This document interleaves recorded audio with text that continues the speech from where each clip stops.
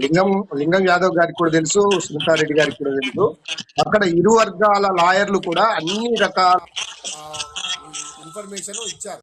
ఇరు వర్గాల లాయరు, మా లాయర్లు కూడా సరే స్పీకరే తన హోదాని రాజ్యాంగాన్ని మరిసి అబద్ధం ఆడినప్పుడు పాపం పార్టీ నాయకుడు రేపో మాపో కార్పొరేషన్ చైర్మన్ ఏదో కావాల్సిన నాయకుడు ఆయన మాట్లాడితే తప్పు పట్టాల్సిన అవసరం లేదు.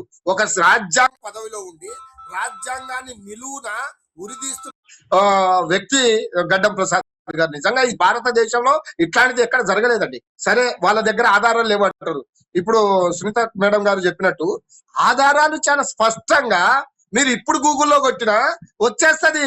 అసలు ఎమ్మెల్యే ఎవరు, అయింది ఎక్కడ, ఎంపీగా పోటీ చేసింది ఎక్కడ, ఇది చాలా బహిరంగంగా చర్చ జరుగుతుందండి. బహిరంగ వాస్తవము. కానీ నిసిగ్గుగా మేము ఏడ మారలేదు. ఇప్పటికైనా నేను అడుగుతున్నా, ఓకే మా మిత్రుడు అంటున్నాడుగా వీళ్ళు మా పార్టీలకు వచ్చిన అని ఓ గల్లెత్తుకొని చెప్పవానండి. వీళ్ళు మా పార్టీలకు వచ్చిండ్రు, బీఆర్ఎస్ పార్టీ బాగలేదు, అక్కడ బాగలేకనే మా పార్టీలకు వచ్చామని చెప్పే ధైర్యం కూడా చేయలేని వీళ్ళు ఇక రాజ్యాంగం గురించి హక్కుల గురించి మాట్లాడితే ఎట్లండి? నేను ఒకవేళ బీఆర్ఎస్ పార్టీ నుండి కాంగ్రెస్ పార్టీకి పోలేకుంటే రండి, నేను బీఆర్ఎస్ పార్టీ సీనియర్ నాయకుడిని, ఒక 2 సార్లు ఎమ్మెల్యేగా పోటీ చేసిన వాడిని, బీఆర్ఎస్ ఫౌండర్ మెంబర్ గా ఉన్నవాడిని, మంచి శాలో కప్తాను, మంచి సత్కరిస్తాను, రమ్మవనండి. ఎవరొద్దని అంటారు? మా కేసీఆర్ గారి దగ్గరికి తీసుకుపోతా, కేటీఆర్ గారి దగ్గరికి తీసుకుపోతా, హరీష్ రావు గారి దగ్గరికి తీసుకుపోతా, మా పార్టీ కార్యక్రమాల్లో పాల్గొనవనండి.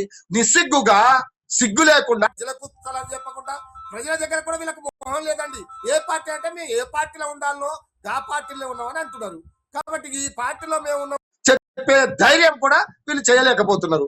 కాబట్టి ఇది రాజ్యాంగ బద్ధంగా లేదు. నిజంగా ఇలాంటి తీర్పు రావడం కూడా మేము ఎమ్మెల్యేగా పోటీ చేయాలన్నా, రేపు ఎమ్మెల్యేలో గెలిచినా మనం ఈ భారతదేశంలో ఎలాంటి వాయిస్ ని ఇవ్వబోతున్నాం, మనం ఏం చెప్పబోతున్నాం ఈ ప్రజలకు, ఎవరికి ఇలాంటి అవసరం. కాబట్టి ఇట్లాంటి జరగడం కూడా చాలా దురదృష్టకరం. వాస్తవం చెప్పండి, పోటీ చేయండి.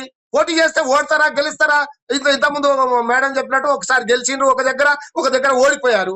మీరు కూడా గెలిస్తే గెలుస్తారు. మీ పాలన చాలా బాగుంది, చాలా బ్రహ్మాండంగా ప్రజాపాలన అంటే కదా. ఎందుకు మరి భయపడుతున్నారు?